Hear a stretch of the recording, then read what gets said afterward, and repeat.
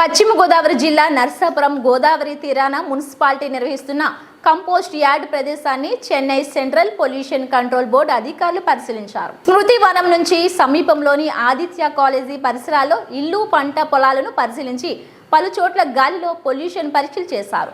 నీటి శాంపిల్స్ ను కూడా సేకరించారు. ఇటీవల నర్సాపురం ప్రాంతానికి చెందిన ఓసురి ఫనికర్ కంపోస్ట్ యార్డ్ వల్ల గోదావరి జలాలు కలుషితమవుతున్నాయని, పరిసర ప్రాంత ప్రజలు కాలుష్య సమస్యను ఎదుర్కొంటున్నారని ఢిల్లీలోని గ్రీన్ ట్రిబ్యునల్లో కేసు వేశారు. దీన్ని విచారించిన న్యాయమూర్తులు చెన్నైలోని సెంట్రల్ పొల్యూషన్ కంట్రోల్ అధికారిని పరిశీలించి నివేదికను అందించాలని ఆదేశించారు. ఆ సంస్థ డైరెక్టర్ వరలక్ష్మి నేతృత్వంలో కోస్టల్ మేనేజ్మెంట్ అథారిటీ, ఏపీ కాలుష్యం నియంత్రణ మండలి అధికారులు వచ్చి వాస్తవ పరిస్థితిని పరిశీలించి పరీక్షలు నిర్వహిస్తున్నారు.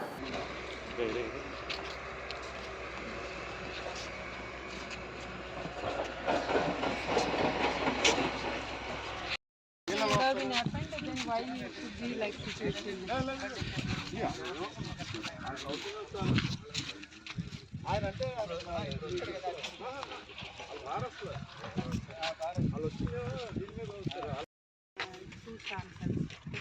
Two samples have to be collected, and then in the upstream we have to collect the samples. So here in this are the agricultural field. Yes. So here whether they have any borewells or anything. So that's what. Some 3-4, at least minimum 3-4 samples I want in this mix.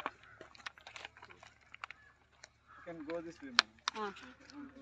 So here, if any field channels are there, if any water is there, that we have to take. That in the different this one we have to take. Okay. And agricultural land. What they are telling, this all are connected with the irrigation canal only. They are using that irrigation canal water only for their crops and that. So that's what two canals are there. They are telling. One is Godavari canal is there, madam. Godavari that canal is called Narsapur canal. Here where it is finally it is ending with this one. That Okay, I want to there take. is one Vemaldi canal is there. Where? Here. It is 1 kilometer. 1 kilometer away. So we have to taking a drawing a water from the There is canal system. Canal system. One will put near here and one at 500.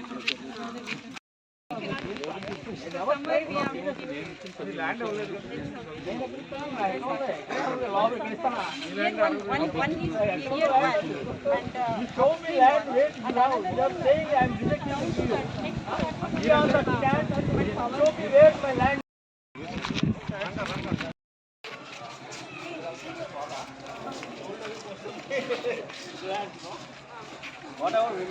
ప్రజలకి అన్ని జబ్బులు వచ్చేస్తున్నాయి.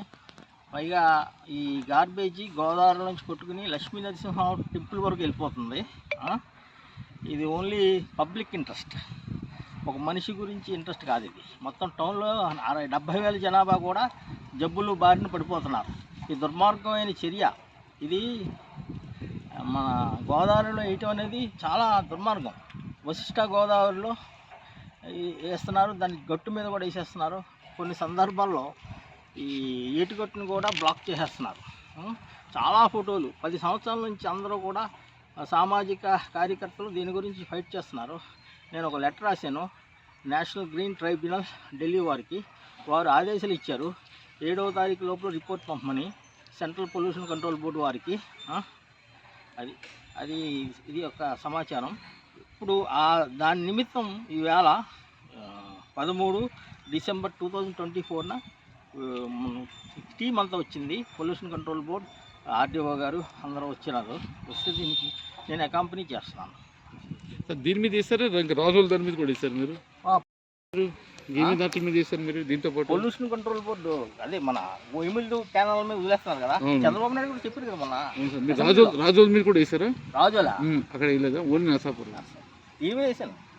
Fish tanks pollution చేసేస్తున్నాయి వాటర్ని. దేని మీద ఏమిల్దు అది గ్యారంటీకి వేస్తాను, మళ్ళీ వేస్తాను. ఎందుకంటే వరుసగా వేసేస్తున్నాం కదా, ఇది అయిపోయింది కదా, అది వేస్తాను. ఎక్కువైపోయినండి చెరువులు. ఉప్పు నీరు వెళ్తాను, లంచాలు తీసేసుకుంటున్నారు ఫిషరీస్ లంచాలు. ఈ సిబిఐ కూడా వేస్తాను. మీకు చేతనే సిబిఐ ఎంక్వైరీ ఇస్తాను.